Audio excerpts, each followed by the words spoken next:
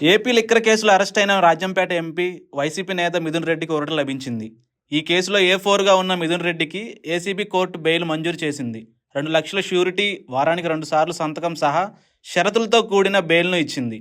Liquor కేసులో arrest అయిన మిథున్ రెడ్డి 71 రోజులుగా జైల్లోనే ఉన్నారు. బెయిల్ కోసం ఆయన చాలాసార్లు దాఖలు చేసిన పిటిషన్లను న్యాయస్థానం తిరస్కరించింది. అయితే సెప్టెంబర్ 9న జరిగిన ఉపరాష్ట్రపతి ఎన్నికల్లో ఓటు వేయడానికి 2 రోజుల పాటు తాత్కాలిక బెయిల్ను మంజూరు చేసింది.